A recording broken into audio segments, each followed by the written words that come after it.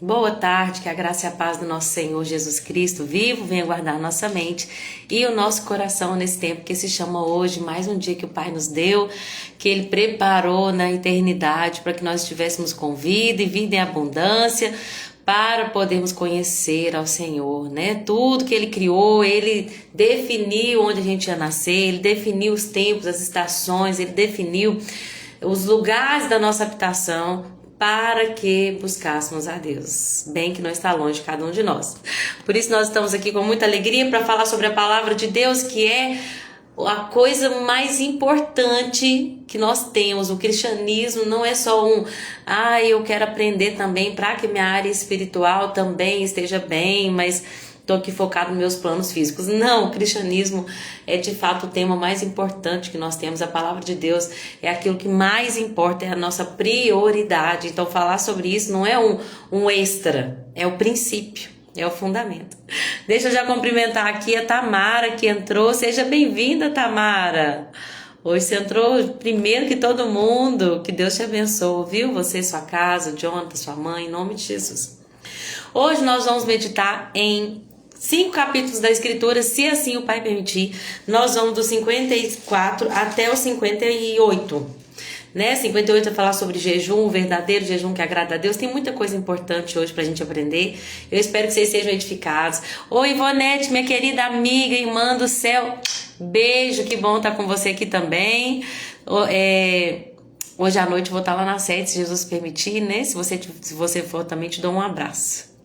Vamos começar com uma oração, entregando tudo nas mãos do Senhor para que Ele faça de acordo com a vontade dEle, amém?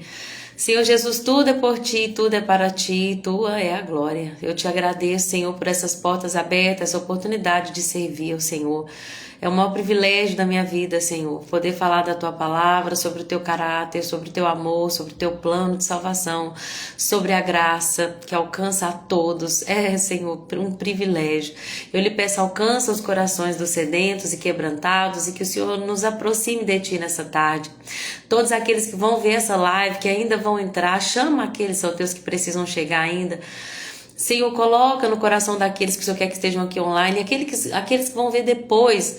Pai, ministra o coração de cada um dos Teus filhos e que todos nós saiamos desse vídeo, desse tempo, edificados, fortalecidos, com as estacas bem firmadas no fundamento da verdade. Em nome de Jesus. Dani Cristina, bem-vinda.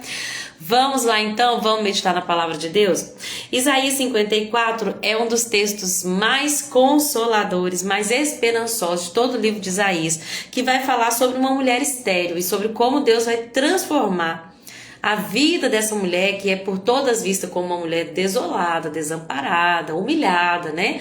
Uma mulher que não podia dar à luz a filhos, principalmente naquela época, era uma mulher que sofria demais, ela era humilhada pela sociedade.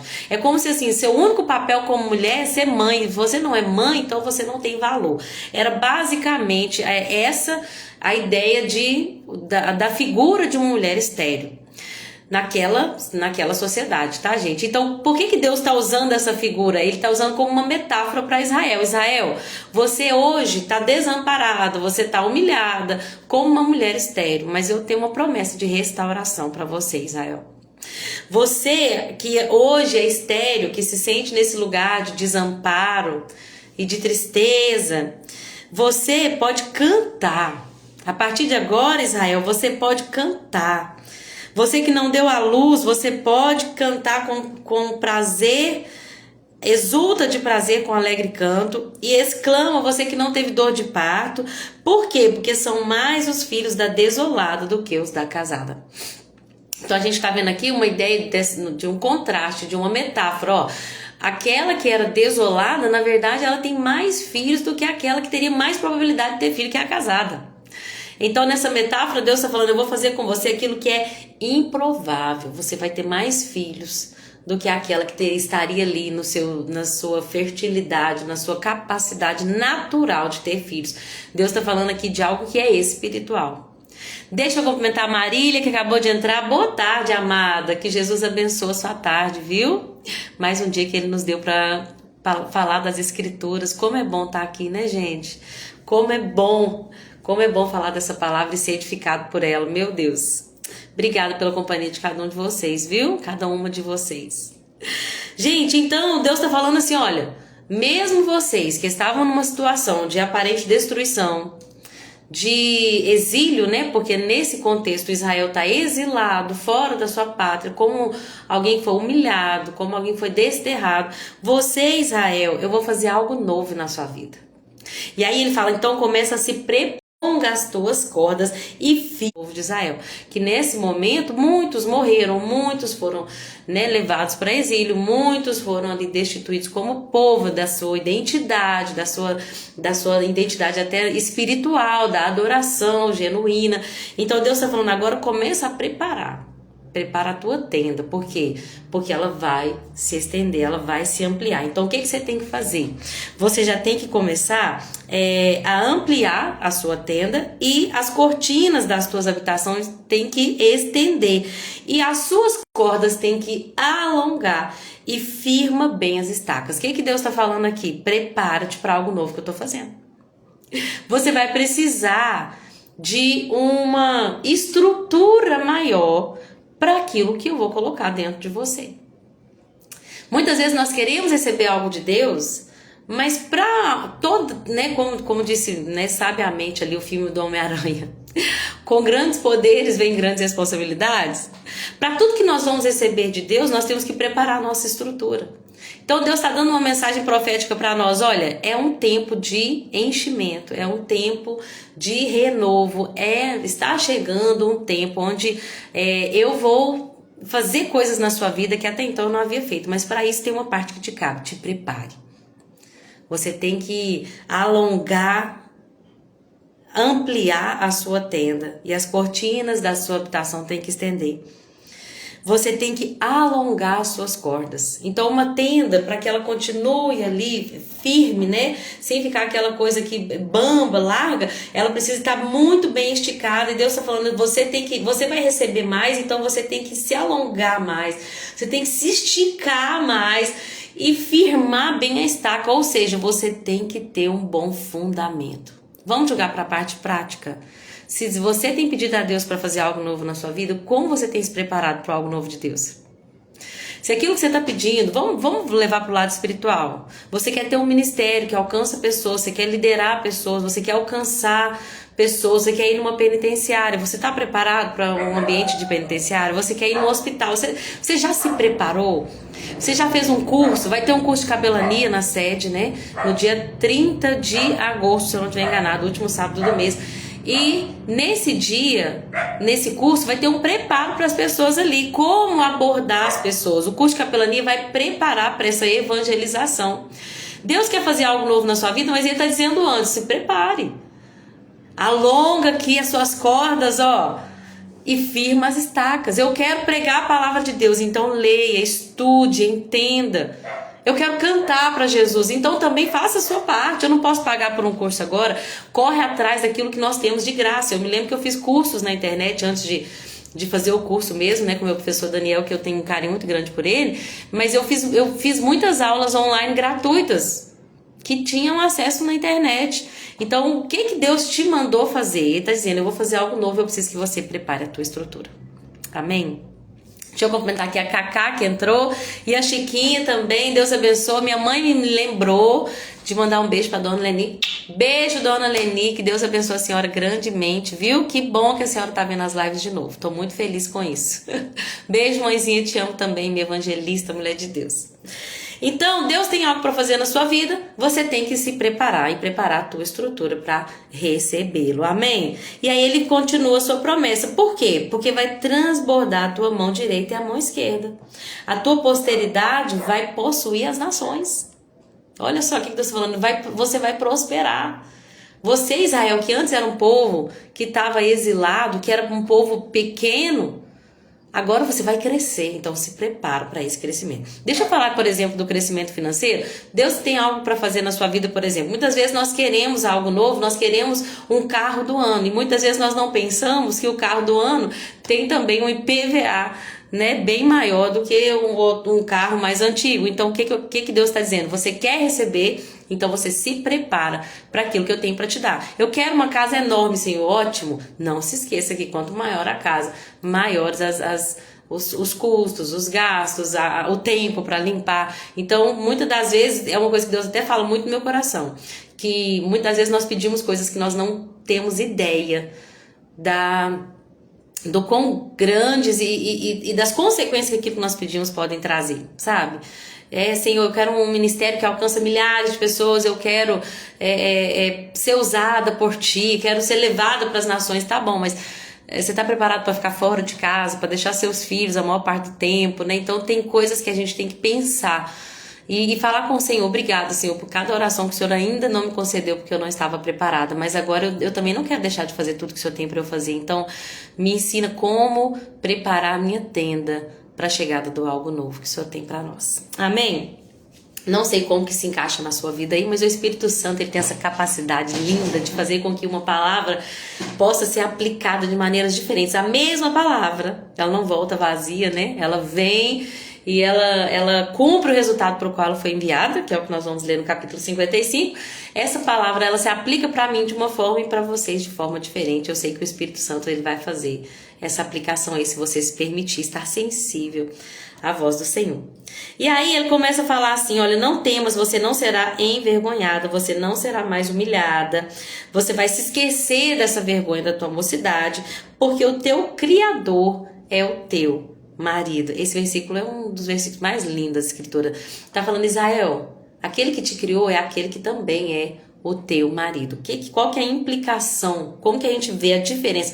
Qual que é a diferença de alguém que se coloca, que se denomina como criador de algo e para alguém que se denomina como marido de alguém? Né? O criador, ele cria com um propósito, ele pode criar uma coisa. Eu aqui, né? Acabei de ver aqui porque eu tenho filho, então a gente tem acesso aqui a brinquedos. O criador desse brinquedo criou esse brinquedo para um propósito. Eu vou criar esse helicóptero para vender por tal preço, para ter lucro, para enfim, para que as crianças possam brincar. Isso é uma coisa, um objeto com um propósito. E aí, se fui eu que criei, olha só a relação que tem criador com criatura. Eu tenho apreço por isso, porque fui eu que fiz, mas isso aqui é uma coisa criada com um propósito. Agora, outra coisa é eu ter um relacionamento de marido e mulher. O que Deus está falando? Eu não sou só aquele que te criou e que vai te dar um destino. Eu não só te criei para te dar um objetivo, para você cumprir aquilo que eu quis que você fizesse. Eu quero intimidade com você. Israel, aquele que te criou é aquele que também quer um relacionamento íntimo. E ele ainda se coloca nesse relacionamento como o provedor, que o marido é aquele que provê, ou pelo menos deveria ser, aquele que provê em todas as áreas, financeira, para a área emocional. Ele traz para casa o que a casa precisa, para a proteção de uma casa. Deus está falando, olha, eu não sou só aquele que te cria, que te solta no mundo. Eu sou o teu marido que te ampara, que te protege, que te dá o que você precisa. Eu sou o teu provedor, não apenas para as suas finanças, mas para o seu coração, para as suas emoções, para todas as áreas da sua vida. O teu Criador é o teu marido. Que coisa linda, né? O Senhor, quem é Ele? Aí Ele se denomina, ele vai se identificar. Quem é o teu marido? Deixa eu te explicar. Quem é aquele que quer ter intimidade com você, que quer cuidar de você, que quer prover sobre a sua vida? Ele é o Senhor dos Exércitos. Esse é o nome dele. O Senhor dos Exércitos é o teu marido. Ele é o Santo de Israel e o teu Redentor. Ele será chamado o Deus de toda a terra. Você já pensou nisso, gente? Nós como igreja, né? Alguns teólogos vão ver esse capítulo 54 de Isaías como sendo uma referência, né? Uma figura da igreja como a mulher estéril e do noivo como Jesus. Aquele que vai tirar, né, esse povo ali da incredulidade, do deserto, da sequidão e vai derramar águas vivas do conhecimento de Deus, né? Aquele que era sedento, então vai ser saciado por essa água viva. Tô falando muito de água porque é o que tá no meu coração o dia todo e que lá no capítulo 55 também vai falar de água. Mas esse Jesus, ele é o responsável por tirar essa mulher estéril desse lugar de esterilidade espiritual e de levá-la para um lugar de fertilidade. aonde a igreja vai crescer, vai ampliar suas tendas e vai ter muitos filhos espirituais. Inclusive, Paulo vai fazer uma aplicação desse capítulo 54 de Isaías lá em Gálatas, no capítulo 4, versículo 27. Ele vai falar de Sara, lá, esposa de Abraão, que era estéril, e vai falar da Agar, que era a que tinha, né, fértil, mas que era escrava. Então, ele vai explicar a diferença da lei e da graça. Aquela que pode ter filho, ela está debaixo de uma escravidão. Mas aquela que não podia ter filho, agora ela já canta. Porque mesmo ela não podendo ter filho, ela foi restaurada, ela foi redimida. E agora, como igreja, através da graça, ela vai ser levada para um lugar de frutificação. Então, Paulo vai usar nessa aplicação da antiga aliança, Agar, que era a lei, que era debaixo de uma escravidão ali, e Sara, que teve filhos por meios espirituais, né, por meios ali impossíveis, por meio de Deus. Deus foi quem deu para Sara a sua herança, porque ela por si só não podia. Então, fazendo essa alusão aí entre a antiga aliança, a nova aliança, a lei e a graça. Deus continua falando assim, olha, aí vai falar muito sobre o amor de Deus, a eterna compaixão de Jesus pela tua igreja, pelo povo dele, que é a coisa mais linda. Fala assim, olha, por breve momento te deixei, mas com grande compaixão te recolherei. Olha que coisa linda, eu te deixei. Você bebeu o cálice da minha ira, você sofreu, mas foi por um breve momento, porque com grande compaixão eu te recolho de volta.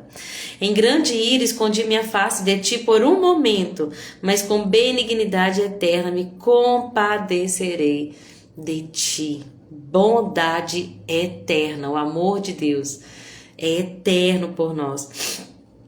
Aí ele fala que mesmo, né, que comparando aqui, mesmo na época de Noé, quando ele jurou ali naquela época que não inundaria a terra, ele também faz um juramento com você, Israel, que eu nunca mais me irarei contra ti. E aí tem um versículo lindo que é o 54:10, que fala, ainda que as montanhas se desviem ou se movam, ainda que os outeiros tremam, contudo meu constante amor não se desviará de ti, nem será removida a minha aliança de paz. Tem até uma música que fala desse versículo em outra versão.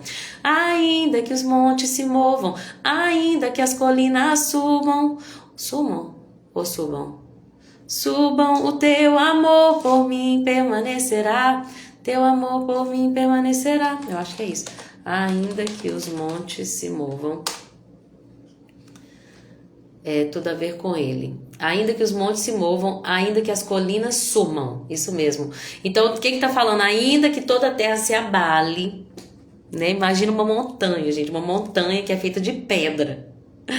Ainda que essa montanha se mova, ainda que a colina suma, meu amor permanece eternamente. Ele chama esse amor de constante amor, que não se desviará daqueles que temem a ele, daqueles que são chamados do teu povo. Nós precisamos lembrar sempre desse amor.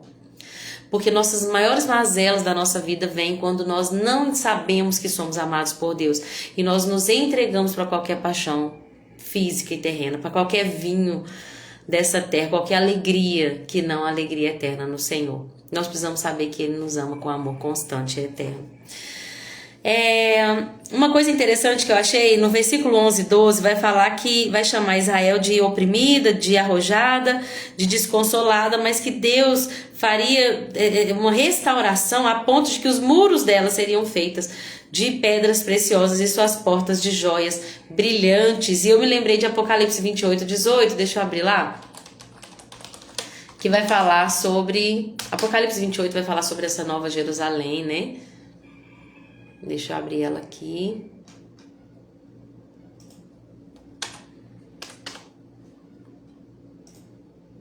Gente, eu falei Apocalipse 28?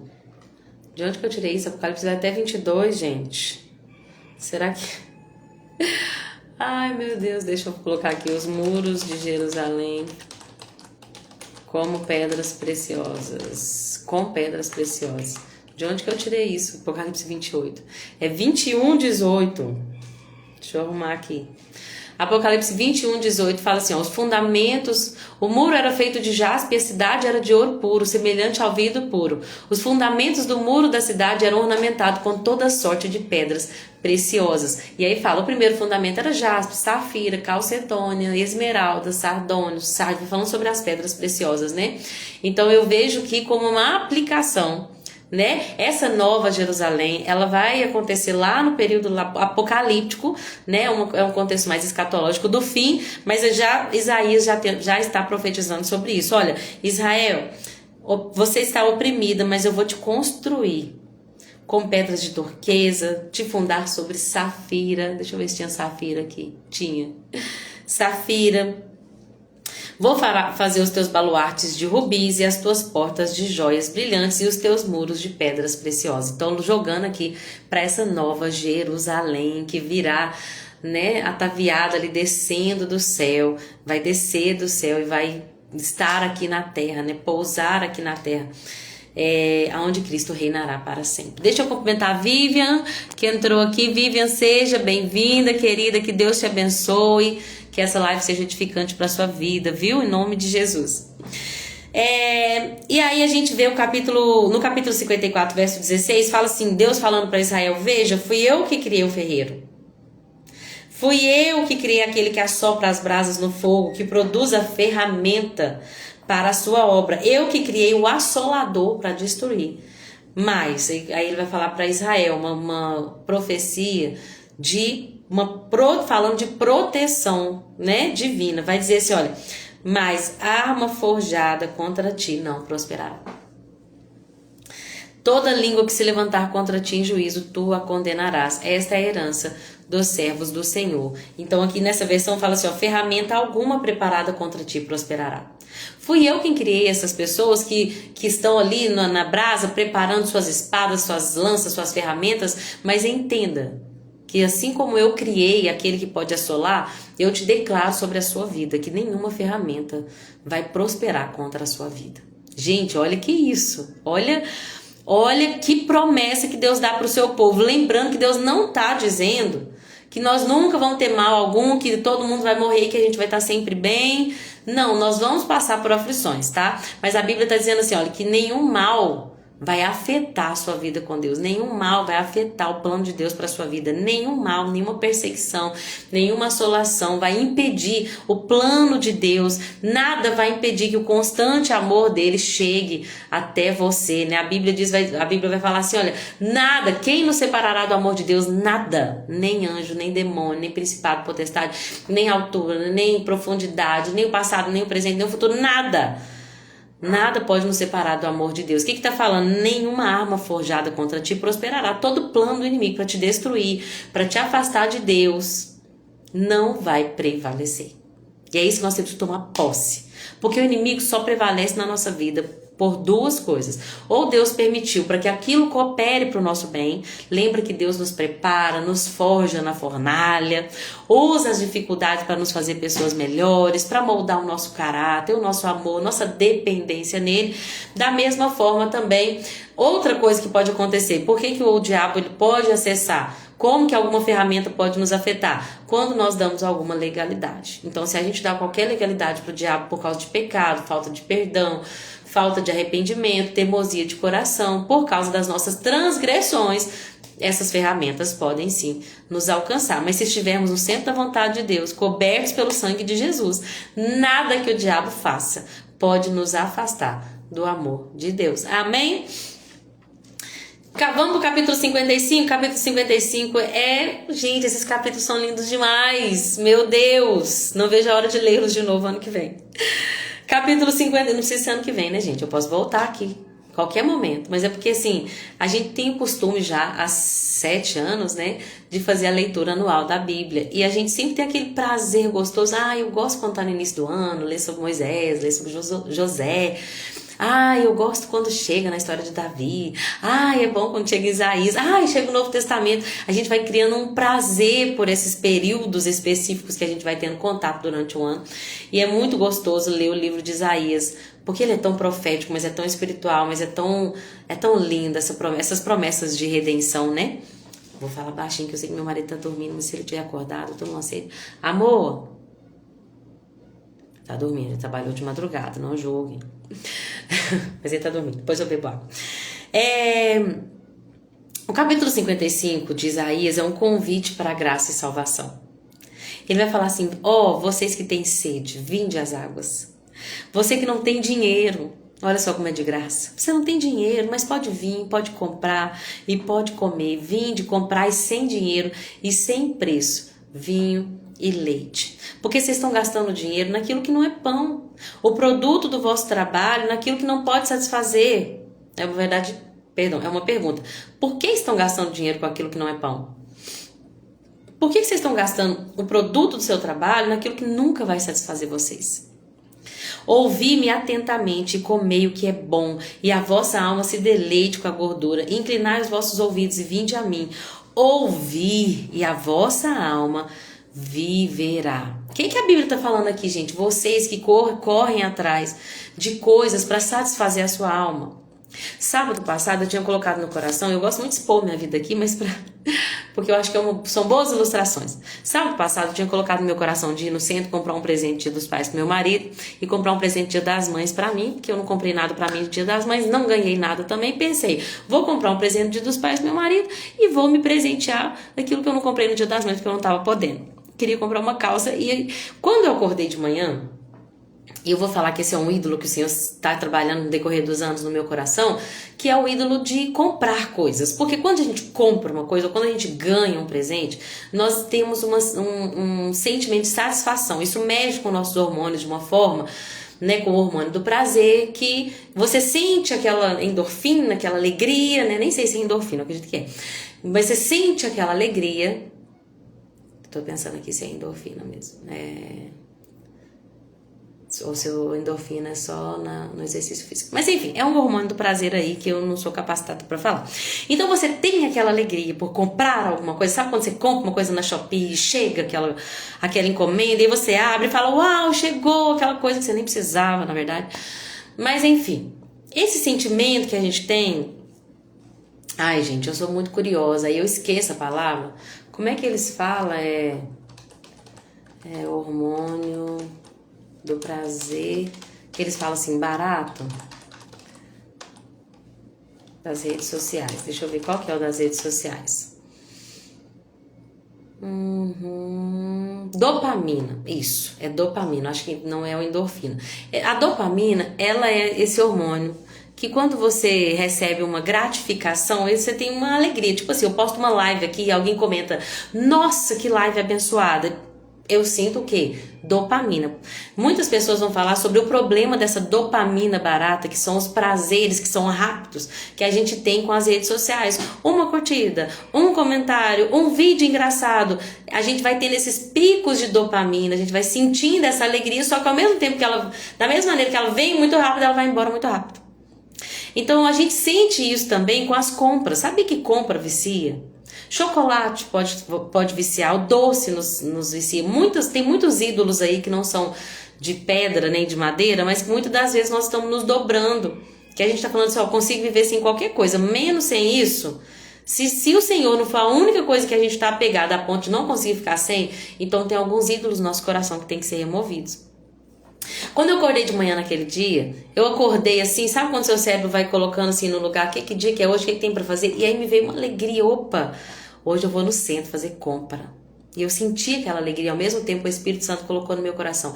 É nisso que está a sua satisfação?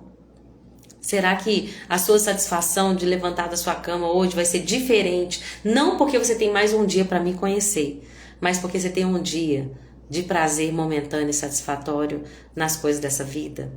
A Vivian colocou aqui, eu nem tinha visto. Vivian, obrigada, viu? Vocês me ajudando aqui, eu dependendo desse Google. Mas é isso mesmo, essa dopamina. Inclusive, um dia eu li um livro do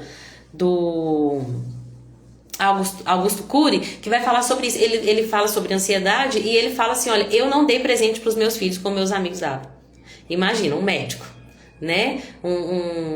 Eu acredito que ele é psiquiatra e, enfim, renomado e com certeza com condição de comprar presentes caríssimos para os filhos dele. E ele falava, eu não presenteava os meus filhos porque eu não queria acostumá-los com com essa alegria momentânea de receber coisas, mas que passa muito logo e aí você já fica viciado, você quer outra coisa. Eu vejo isso muito nos meus filhos. O dia que eles mais ganham coisas são os dias que eles ficam menos contentes com aquilo que eles têm. Por quê? Porque a sensação de ganhei um helicóptero, tá, agora passou, eu quero outra coisa. Nós somos assim, a gente fala das crianças, mas as crianças são só o resultado daquilo que o adulto já vive. A gente fala das crianças com telas, só que por que as crianças com telas são assim? Porque os pais já estão assim. Só que a criança fica nítido e o ser humano, ele tende a esconder mais, né? Então por que eu tô falando tudo isso, gente? Porque no capítulo 55 tá falando de pessoas que têm tentado comprar o prazer e a satisfação para sua alma. Mas que o profeta vai falar por meio do Espírito: vocês têm sede, mas a água que vocês precisam não é comprada por dinheiro. E aí eu te chamo, venham beber dessa água. Você pode vir comprar sem dinheiro. Por que você gasta o dinheiro naquilo que não é pão? Por que você está gastando o produto do seu trabalho numa coisa que não pode te satisfazer?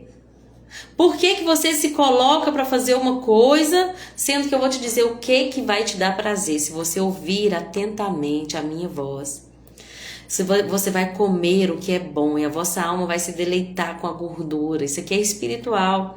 Inclina os teus ouvidos e vinde a mim. Obedeça a palavra do Senhor e a vossa alma viverá. Ele diz: eu vou fazer uma aliança perpétua, te dando as firmes beneficências prometidas a Davi. E aí nós lembramos de Jesus lá em João 7,37, Jesus fazendo esse convite também, né, do vinde às águas. A Bíblia diz que Jesus estava já no último dia da festa, na Páscoa, ele estava em Jerusalém. Ele se levanta no último dia e ele fala o seguinte, olha, João 7,37. No último dia, o grande dia da festa, Jesus pôs-se de pé e clamou: se alguém tem sede, venha a mim e beba.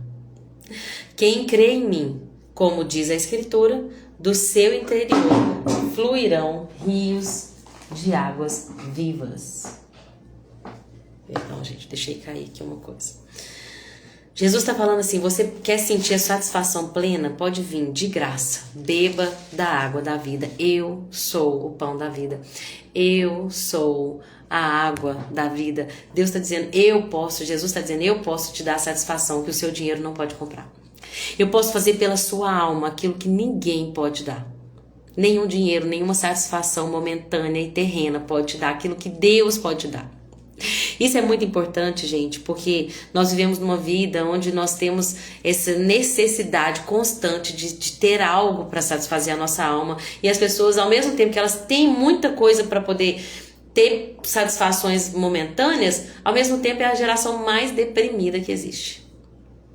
A geração mais deprimida, a geração mais ansiosa que já existiu. A geração com menos sentido de propósito. Sabe? Não tem satisfação. O que é água? Eu tô morrendo de sede agora, nesse momento. A água é o que? É satisfação. Jesus está falando, aquele que crer em mim, do jeito que as escrituras dizem, ele vai ter como se fosse um rio do seu interior que jorra eternamente. Ele é sempre satisfeito. E foi o que Deus falou comigo naquele sábado. Eu quero que você levante da sua cama feliz, não porque hoje você vai fazer uma coisa que a sua carne gosta, mas porque hoje você tem a possibilidade de me conhecer. Eu levantei da cama e falei, Senhor, eu me alegro, porque hoje, antes de fazer qualquer coisa, eu posso ajoelhar e orar e falar com meu Pai que está no céu e sentir a presença do Espírito Santo Consolador no meu coração. O Senhor alinhou meu coração naquele dia. E é isso que o Senhor quer que nós façamos. Não que Ele tire os outros prazeres. Deus sabe nos presentear. Ele sabe que nós precisamos. Ele quer dar boas coisas para os seus filhos. Mas essas coisas nunca podem tirar o primeiro lugar do Senhor. Amém? Versículo 6 fala uma coisa linda. Fala, buscai ao Senhor enquanto se pode achar. E invocai-o enquanto está perto. Ele está falando assim, olha, vinde às águas. Vinde a Jesus, que é a fonte de vida. Lembra que Jesus estava ali na fonte junto com a mulher samaritana e ele fala, mulher samaritana, eu dando o nome dela, mulher samaritana. Mulher, você já teve 5 maridos, o que você está hoje não é seu marido, você está procurando nos relacionamentos satisfação, mas eu tenho algo para te dizer, se você beber da água que eu tenho para te dar, você nunca mais vai ter sede. Você não vai precisar de homem, de bens materiais, você não vai precisar de uma aparência, você não vai precisar de atenção das pessoas, você não vai precisar de reconhecimento, de elogio, você não vai precisar de nada. Se você beber dessa água que eu tô aqui disposto a te dar, que sou eu mesmo, venha e beba de mim. Você nunca mais vai ter sede, a sua alma será farta. Glória a Deus por isso. E aí no versículo 6 do capítulo 55, nós vemos esse chamado, busca ao Senhor. Enquanto dá para encontrar, busca ao Senhor, porque vai chegar um dia que não vamos poder mais acessar. O tempo que nós temos é essa vida, nós só podemos comprar passagem nessa vida. Não dá para depois que a nossa alma já encontrou salvação eterna ou tormento eterno, falar, agora eu quero escolher. Não, nós temos o agora. Então, enquanto o Senhor está perto, buscai-o. Invoca enquanto se pode achar. Na verdade, eu misturei aqui, né? Buscar enquanto se pode achar e invocai-o enquanto está perto. Converta-se ao Senhor, que se compadecerá dele. Torne para o nosso Deus, pois é grandioso em perdoar. Deus está dizendo, pode vir que eu estou de braços abertos. Se você se converter dos seus maus caminhos, eu sou grandioso em perdoar. E aí nós vemos um dos versículos mais lindos da Bíblia. Acho que eu falo isso todas as lives, né? Pois os meus pensamentos não são os vossos pensamentos, nem os vossos caminhos os meus caminhos, diz o Senhor. Sabe, aquilo que você pensa não é o que eu penso. Aquilo aonde você anda, aquilo que você planeja não é o que eu planejo. Eu tenho uma promessa para fazer para você, que aquilo que eu penso é muito maior do que aquilo que você pensa. Que os meus caminhos, a estrada que eu tenho para você trilhar é muito maior. É mais alto do que os seus caminhos. O que está dizendo, gente? A perspectiva de Deus é uma perspectiva eterna. Muitas das vezes nós estamos aqui, como um animal que tem ali é o cabresto, né, que vem aqui no rosto, como um animal que não consegue olhar em sua plenitude tudo que está acontecendo. A gente está vendo só um palmo na nossa frente, a gente não está entendendo o que Deus está fazendo, mas ele está dizendo, confia em mim, porque os meus pensamentos não são os vossos pensamentos, e os meus caminhos não são os vossos caminhos. Assim como o céu é muito mais alto que a terra, assim os meus caminhos são mais altos que os vossos caminhos, e os meus pensamentos, eles vão muito além de tudo que você pensa. Eu bem sei aquilo que é melhor para você. Hoje você não entende, mas eu sei aquilo que é melhor para você, e eu espero de você confiança e devoção. Cabresto, é isso mesmo, cabresto. Mas né, o cabresto, ele fica no rosto do animal, mas ele não é aquela coisa que impede o animal de ver, né? Vocês entenderam o que é aí pela ilustração? Hoje eu não tô boa para essas metáforas, não. Acho que eu nunca tô boa para essas coisas, né? Mas então, gente, continua falando assim, ó. Assim como desce a chuva e a neve dos céus, e para lá não torna, mas rega a terra, e a faz produzir, e brotar, e dá semente ao semeador, e pão para o que come. Olha só, ele dá semente para o que semeia, e pão para o que come. Assim será a palavra que sai da minha boca, não voltará para mim vazia, mas fará o que me apraz e prosperará naquilo que a enviei. Como a chuva que desce do céu. E ela vem com um propósito, ela rega a terra e faz com que as sementes que foram plantadas possam brotar, germinar, né? E dar ali, e crescer e dar frutos, assim é a palavra do Senhor. Um dia eu li um livro que falava sobre o poder das nossas palavras, e muito interessante, que vai falar assim, olha, a palavra não volta vazia para Deus. Então Deus nos deu sementes, Deus nos deu palavras, Deus nos deu promessas, e agora quando a gente declara essas promessas de volta para Deus, ela não volta vazia, mas ela cumpre aquilo que lhe apraz. Isso é muito forte, poderoso, mas eu precisaria de uma live inteira para falar sobre isso. No mais declare as escrituras. Declare as promessas de Deus para a nossa vida, para a nossa nação, para a nossa cidade. Declaremos aquilo que Deus prometeu. Fala. Deus prometeu, arma nenhuma forjada contra mim prosperará. Língua nenhuma que vier em juízo, toda língua que se levantar contra mim em juízo, eu a condenarei. Essa é minha herança, porque eu sou serva do Senhor. Essa é a justiça que vem de mim, diz o Senhor, né? No caso, eu precisaria... Essa é a justiça que vem de Deus. Então, o que a Bíblia está dizendo? Que as palavras que voltam para Deus, Ele já plantou sementes. Mas assim como as sementes ficam amortecidas até que desça a chuva, quando a palavra volta para Deus, ela cumpre aquilo, o propósito para o qual ela foi enviada. Aleluia. E aí tem uma promessa linda de restauração que fala que nós vamos sair com alegria e vamos ser guiados em paz. Capítulo 56 vai falar sobre a salvação para os gentios. Então vai falar aqui, gente, que a salvação não era só para os israelitas. Não é só para a nação de Israel. Mas vai falar sobre os eunucos, os estrangeiros. Olha que lindo, é um convite de graça para todos os povos. Todos os povos. Ele vai dizer assim, por que isso é importante? Por que é importante a gente falar desse convite de salvação como algo incrível? Nós lemos uma Bíblia de um Deus que separou um homem, Abraão, e que falou assim, olha, de ti vai sair uma grande nação, que é um povo meu, que vai ter a minha aliança, minhas bênçãos, uma promessa de uma terra prometida. Deus dá para Abraão, né? Deus dá um filho para Abraão, Jacó, para Israel, depois Jacó.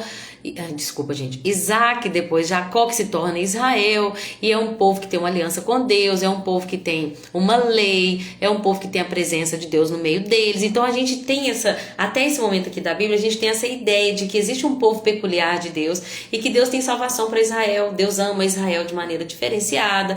Mas aqui a gente está vendo que a salvação de Deus, ela é para alcançar também o estrangeiro. Aquele que não veio da linhagem de Abraão, mas que pela fé vai alcançar as promessas, porque Abraão foi justificado não pelo seu sangue, mas pela fé. Abraão se tornou amigo de Deus porque ele creu. Então nós podemos tornar a descendência de Abraão e o Israel espiritual sendo a igreja de Cristo pela fé em Cristo Jesus. Nesse contexto aqui do Antigo Testamento, esse mistério ainda não estava totalmente revelado, mas Deus está usando o profeta para falar. Olha, a salvação vai alcançar os gentios, sim. E aí, como que a salvação vai alcançar os gentios? É necessário que eles andem retamente. Então, esse capítulo vai falar muito sobre andar em justiça, sobre guardar a justiça, sobre manter o juízo, sobre andar retamente. Por quê? Se a gente serve a um Deus, nós temos que ser uma cópia desse Deus. Nós temos que ser uma cópia de Jesus, né? O Jesus Cópia é um ministério que, nosso Deus, alcança demais a minha vida. Começando pelo nome. Se eu sirvo a esse Deus, eu tenho que fazer aquilo que Ele agrada. Vocês querem estrangeiros vir às águas e beber? Vocês querem receber as promessas? Então existe uma maneira de vocês se portarem. Se portem como sendo filhos e herança desse Deus, que é santo e reto. Né? Então vai falar assim, olha, mantenha o juízo, fazei justiça, porque a minha salvação está prestes a vir. Ele fala assim, olha, bem-aventurado, não diga ao estrangeiro que houver chegado ao Senhor, de todo me apartará o Senhor do seu povo. Não diga ao eunuco, eu não passo de uma árvore seca. Não diga o eunuco, tá? Desculpa. Não diga o estrangeiro que Deus vai se afastar dele, do seu povo. Não diga o eunuco que ele só passa de uma árvore seca. Por quê? Porque aqueles que guardam os meus sábados, que escolhem aquilo que me agrada, que abraçam a minha aliança, darei na minha casa e dentro dos meus muros um lugar e um nome. Olha isso.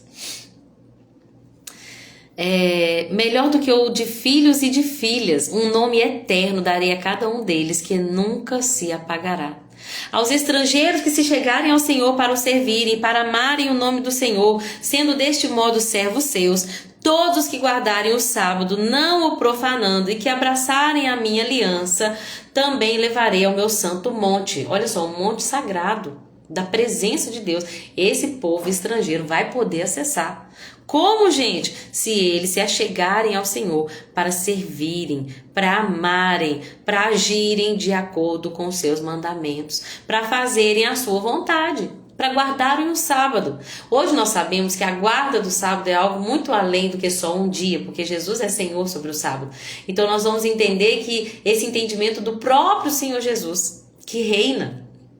Se o meu filho, que é maior do que o sábado, que é Senhor do sábado, reina no seu coração, se você faz o que me agrada, não apenas no dia de semana, mas se você busca me agradar todos os dias da sua vida, se as suas atitudes são atitudes de uma adoração genuína, das menores às maiores, você faz para me agradar, você faz para me adorar, então eu te constituirei uma casa na minha presença, eu te levarei para o meu santo monte, não importa qual a sua linhagem. Ele começa a contrastar aqui o povo de Israel que vivia uma religião vazia. Vai falar assim, de uma cegueira espiritual, vai falar, os atalaias de Israel são cegos, não sabem de nada, são mudos, estão dormindo, sono espiritual, preguiça espiritual, ou seja, o povo que deveria estar na presença, na verdade, hoje estão cegos. Ele vai falar de pastores que nada compreendem, Cada um está no seu próprio caminho, cada um corre para a sua ganância, cada um focado em seu próprio nome, cada um focado naquilo que ele mesmo pode conquistar, naquilo que ele pode ganhar, naquilo que o nome dele, onde o nome dele vai alcançar. Deus está falando, esses pastores que nada compreendem, que são gananciosos, que são falsos. Cada um corre para a sua ganância, todos em sua exceção. É tão pontual essa palavra, né? A gente vê tanto isso hoje em dia. Vinde, diz cada um deles, trarei vinho. Beberemos bebida forte, o dia de amanhã será como este ou ainda muito melhor. Mas em o capítulo 57 falando uma coisa muito forte, começa falando uma coisa muito forte, olha só. Perece o justo e não há quem considere isso em seu coração. Os homens compassivos são retirados sem que alguém considere que o justo é levado antes que venha o mal. Olha, essas coisas terríveis estão acontecendo, Deus está falando, vocês estão vendo que as pessoas boas estão morrendo e tem um propósito? Porque eu estou retirando, eu estou poupando eles de algo muito ruim que está para acontecer. Os que andam retamente entram em paz e descansam nas suas camas. Olha que pesado isso.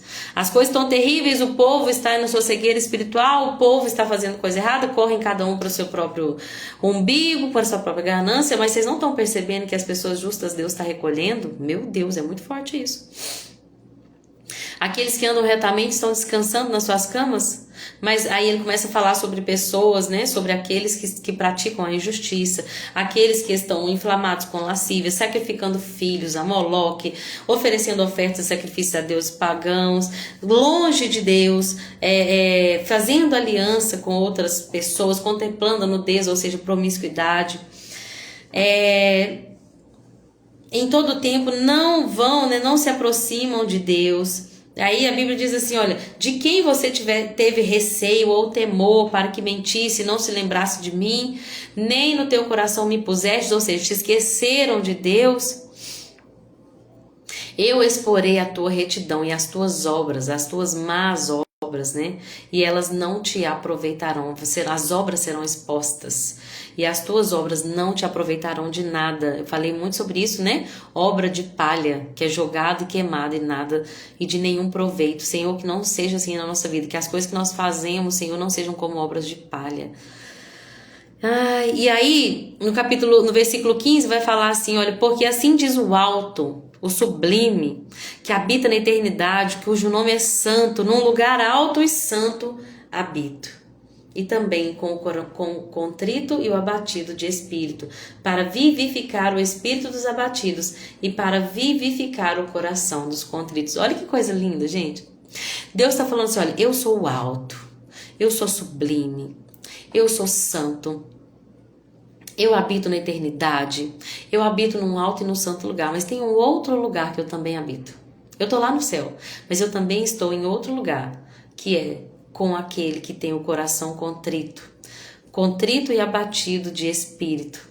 E eu habito nessa pessoa para vivificar o coração dela, para vivificar o espírito dos abatidos. Olha que coisa linda.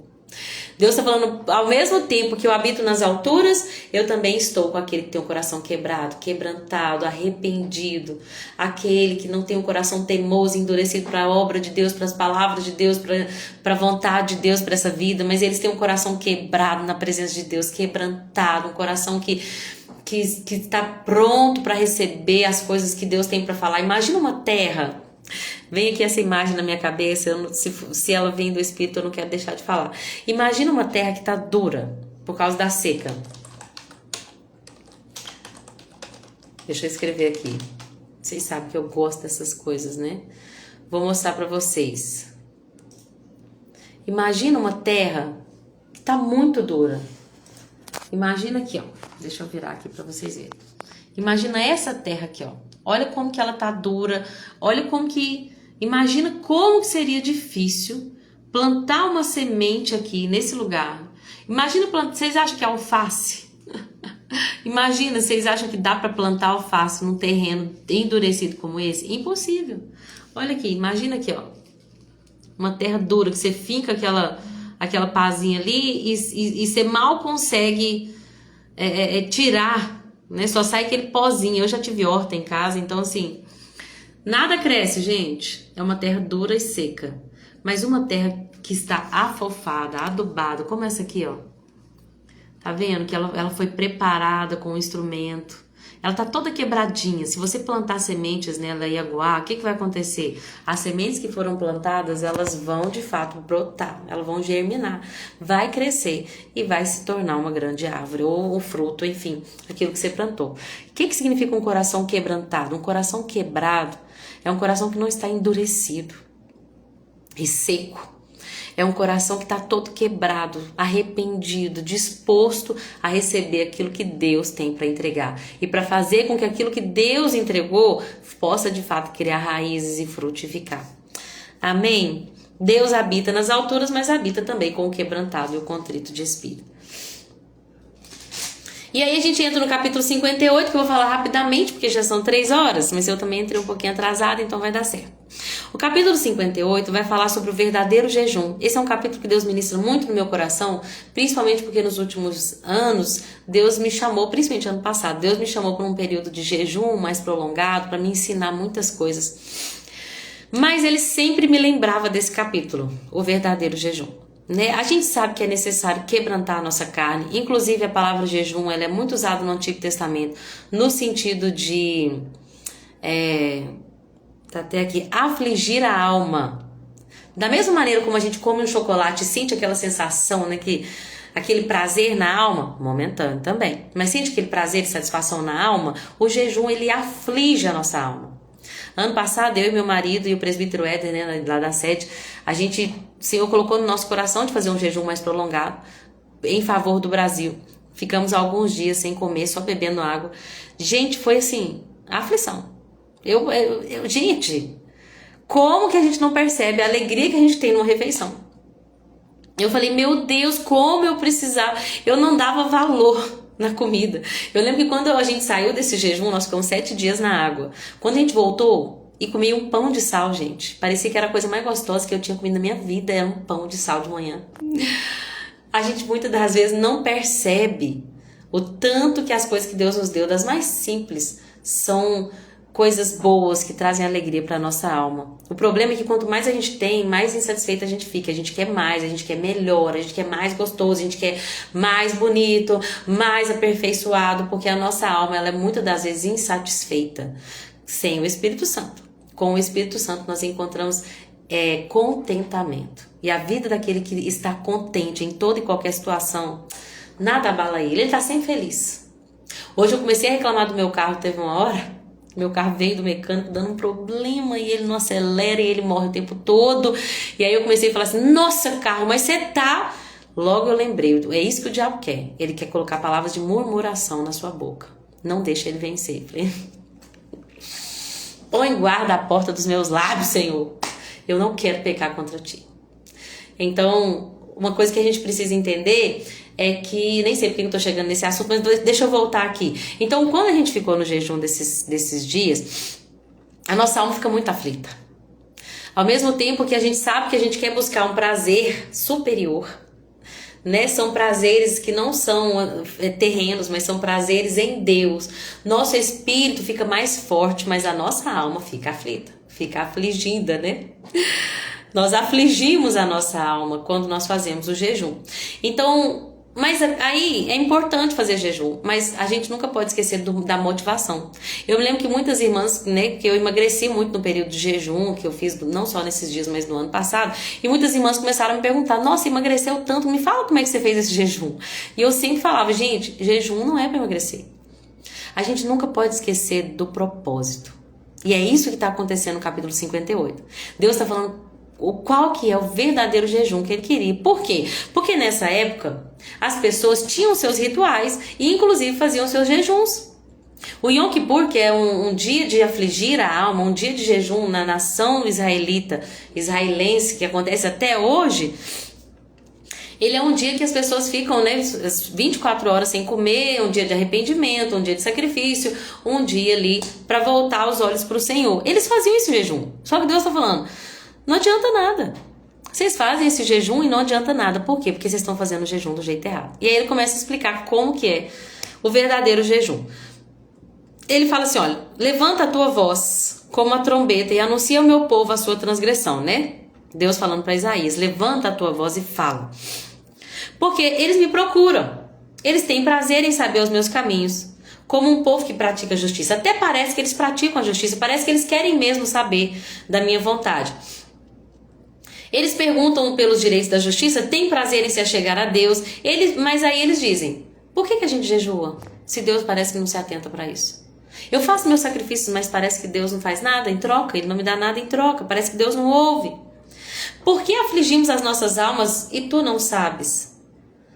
Aí Deus explica: contudo, no dia em que jejuais, vocês, deixa eu ver em outra versão aqui, fala: prosseguis nas vossas empresas. Em outras traduções, se eu não estiver enganado, fala assim: vocês fazem aquilo que vocês querem.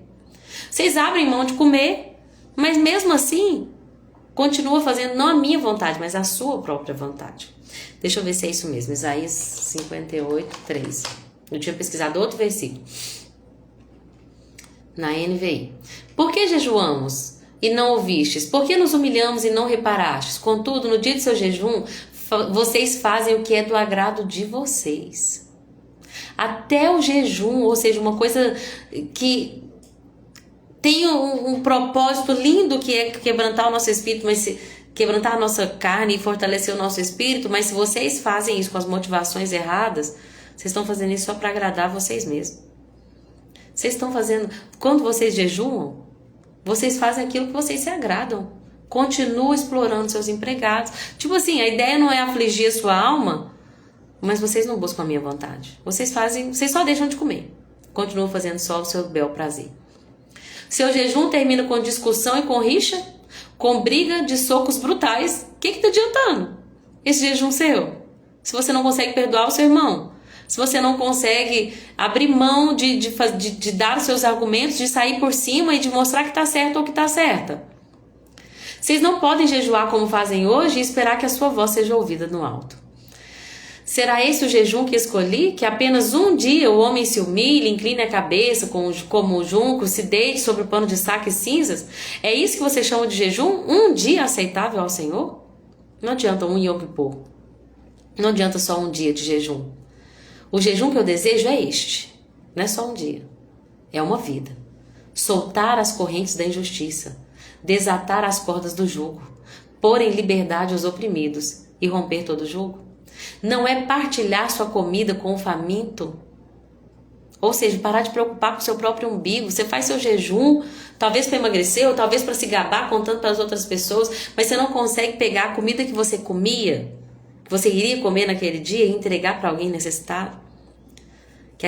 Será que a gente tem se preocupado com aqueles que estão acorrentados da injustiça?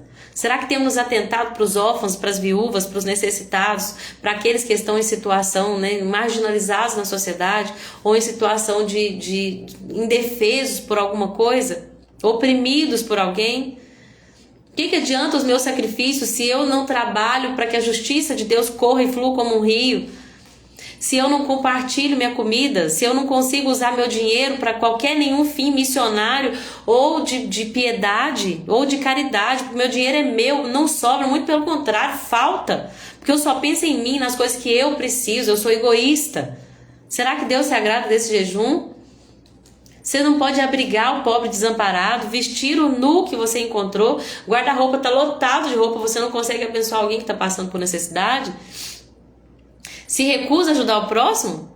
Porque se você fizer isso, que eu tô falando aqui, que é o que a Bíblia tá dizendo, tá? Tô parafraseando aqui. Se você soltar as correntes da injustiça, desatar as cordas do jogo, partilhar comida com o faminto, vestir o nu, abrigar o pobre, aí sim, a sua luz irromperá como a alvorada.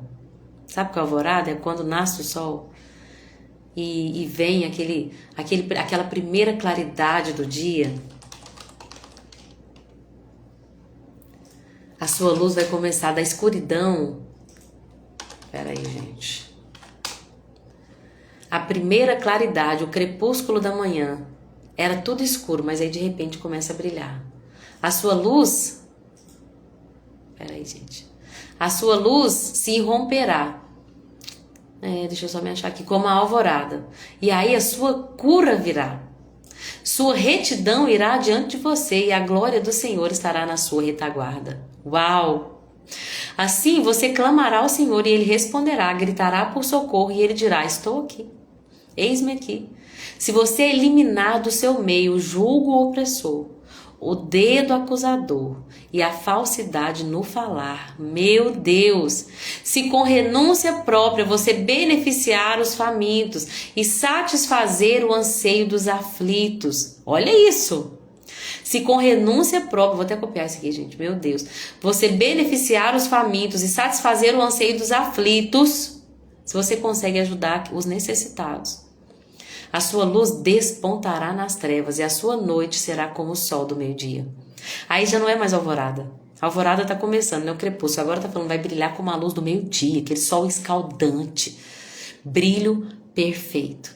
O Senhor o guiará constantemente, satisfará os seus desejos numa terra ressequida pelo sol e fortalecerá os seus ossos. Você será como um jardim bem regado, como fonte de águas, cujas águas nunca faltam. Ai, eu te amo, Espírito Santo.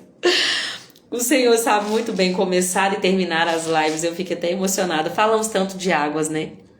Se você fizer o que é certo, justo, você deve jejuar, sim, mas não esquecer dos princípios de retidão e de justiça, que todo crente tem que viver uma vida de piedade, de caridade, de amor ao próximo. Amando a Deus sobre todas as coisas e o próximo como a nós mesmos. E aí nossa luz vai romper como o sol de meio-dia. E nós seremos como um jardim bem regado, nada ressequido. Como uma fonte cujas águas nunca faltam. Satisfação eterna. Amém! Oh, glória! 5 capítulos. Amanhã nós vamos falar de 4 capítulos. Quinta-feira de 3 ou 4 também para poder terminar. 59, 60, 61, 62, 63, 64, 65, 66. Isso. Então amanhã mais 4 capítulos. E na quinta 4 capítulos. E sexta-feira começamos com Jeremias. Vou chamar meu marido, my husband, Edmundo, para poder vir e me ajudar aqui com tudo que Deus já tem ensinado para ele sobre esse livro de Jeremias. Tem muito aprendizado. Eu creio que vai ser bênção na minha e na sua vida. Continuem aqui, tá bom? Todos os dias às 2 horas, se Jesus permitir, der saúde e graça, nós vamos continuar falando da palavra de Deus. Deixa eu honrar quem ficou até o final, né? Quero mandar um beijo de novo para minha mãezinha, que sempre tá assistindo e me apoiando. Mamãe presente, que me enche de presentes, né? Diferente do Augusto Cury. Brincadeira. Você me enche de presente, principalmente com a sua presença. Como é bom. Te amo, viu? Dona Leni também, que Deus abençoe a senhora. Cacá, querida, Deus te abençoe. Ivonete também, minha amada irmã. Marília, querida irmã. Vivian, Clara, Deus abençoe você também. Obrigada pela companhia. Chiquinha, minha querida. E Dani, Jesus abençoe cada uma de vocês. Obrigada, viu? Por estar aqui comigo, me ouvindo falar, até secar a voz. Mas é como um fogo. A Bíblia diz assim, eu até pensei em parar. Jeremias fala, até pensei em parar de falar dessa palavra, mas o fogo começou a queimar dentro do meu peito e eu não consegui parar. Amém, Vanete, você também, querida. Amém, Vivian. Amém. Glória a Deus, que eu seja esse instrumento que agrada a Ele com as melhores motivações, as motivações mais santas para o reino de Deus. Amém. Beijo com Deus, meninas, e quem está assistindo depois também. E até amanhã, se assim Jesus permitir. Tchauzinho.